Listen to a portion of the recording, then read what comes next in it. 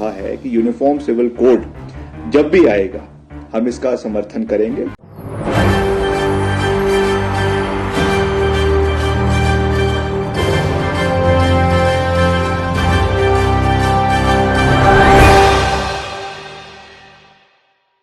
नमस्कार, मैं नाज़मीन खान और आप देख रहे हैं SPN 9 news. Uniform civil code यानी कि समान नागरिकता संहिता, जिसमें प्रधानमंत्री नरेंद्र मोदी एक बिल लेकर आने वाले हैं और उत्तराखंड में इस बिल को पास करने की बात भी कही जा रही है। ऐसे में देखा जाए तो इस बिल का विरोध करने में विपक्षी पार्टी भी देखी जा रही हैं, तो वहीं समर्थन करते हुए भी कुछ लोग नजर आ रहे हैं। लेकिन वाकई क्या ये बिल जनता विरोधी नजर आता है या फिर ये जनता समर्थक नजर आता है, ये सबसे बड़ा सवाल बना हुआ है। लेकिन जिस तरीके से यहाँ मुस्लिम समुदाय को टारगेट किया जा रहा है, ऐसे में देखा जाए तो ये साफ तौर पर जाहिर होता हुआ नजर आ रहा है कि यूनिफॉर्म सिविल कोड को लेकर यहाँ पर एक मत बनता हुआ नजर नहीं आ रहा है, जिसके तहत संसद में जिस बिल को पास करने की बात कही जा रही थी वो बिल कहीं ना कहीं पास होता हुआ नजर नहीं आ रहा है। अगर ये संसद में अगर पास भी हो जाए तो सीधे तौर पर इस पर हस्ताक्षर, इन फाइलों को आगे तक पास करने का काम राष्ट्रपति का होता है। अगर राष्ट्रपति ने इस बिल को पास नहीं किया तो सीधे तौर पर ना तो ये एक्ट बन पाएगा और ना ही उत्तराखंड में लागू हो पाएगा। तो सीधे तौर पर एक लंबी प्रक्रिया चलती हुई नजर आती है। लेकिन इस प्रक्रिया से पहले यहाँ पर तमाम राजनीतिक दल अपने अपने बयान पेश करते हुए नजर आ रहे हैं। कुछ लोग इसका समर्थन करते हुए नजर आ रहे हैं तो कुछ लोग इसका विरोध दर्ज करते हुए नजर आ रहे हैं। ऐसे में आपको बता दें कि जो मीनाक्षी लेखी है वो यूनिफॉर्म सिविल कोड का समर्थन करते हुए काफी कुछ कहती हुई नजर आ रही है। देखिए इस रिपोर्ट में क्या कुछ मीनाक्षी लेखी कह रही हैं। आषाढ़ पूर्णिमा पर, गुरु पूर्णिमा पर हमारे सबके गुरुओं को नमन, क्योंकि हमारी जो परंपराएं हैं उसमें गुरु का जो स्थान है वो गुरु का स्थान तो हमने ब्रह्मा विष्णु महेश से भी ऊपर रखा है।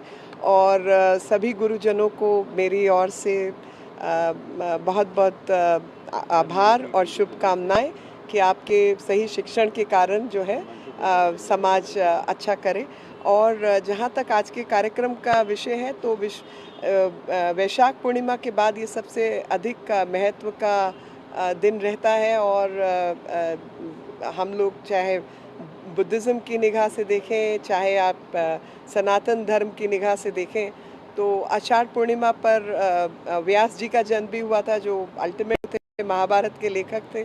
और साथ में भगवान बुद्ध ने भी इस दिन अपना पहला जो शिक्षण है वो दिया था, धम्मचक्र परिवर्तन का। तो धम्मचक्र परिवर्तन जो है अष्टांगिक का मार्ग जो उन्होंने दिखाया, तो सही रास्ते पर चलें, सही कर्म करें और सही कर्म के आधार पर बहुत अति किसी चीज़ की ना करें, मिडिल पाथ लें और उसके अनुसार जो विश्व शांति और धर्म की स्थापना की कामना की जाए।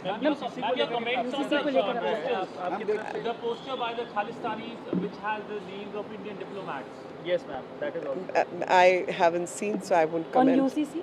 On UCC, my comment would be that it's a welcome step, and I'm glad that it has been done when our government is there. It's been done at when I'm part of the government. Because these are subjects which one has grown up with, and for ages one has been seeing this.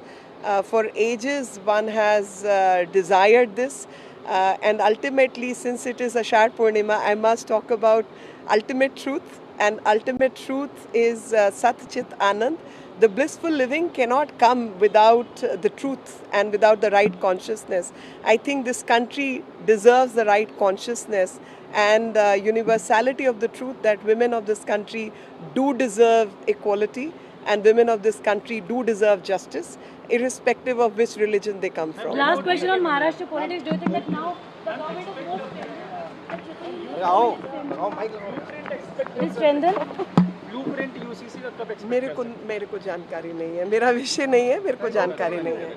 जैसे कि आपने मीनाक्षी लेखी को सुना, उन्होंने साफ तौर पर कहा है कि अगर ये बिल आता है, एक्ट बनता है और पास हो जाता है और लागू होता है तो यहाँ पर जनता के हित के लिए ही होगा, क्योंकि सारी जनता बराबर देखी जाएगी, सभी नागरिक बराबर देखे जाएंगे और कोई भी भेदभाव यहाँ पर नजर नहीं आएगा। ऐसे में और भी कई लोग यहाँ पर समर्थन करते हुए नजर आ रहे हैं। क्या कुछ यहाँ पर और नेताओं के जरिए बयान दिया जा रहा है, देखिए। देखिए इस रिपोर्ट में। कहा है कि यूनिफॉर्म सिविल कोड जब भी आएगा हम इसका समर्थन करेंगे। कांग्रेस पार्टी भी जो है, हम कांग्रेस पार्टी का अभिन्न अंग है और कांग्रेस पार्टी हमारे देश में एकता और अखंडता को आगे ले जाने में हमेशा कांग्रेस पार्टी ने अपना योगदान दिया है।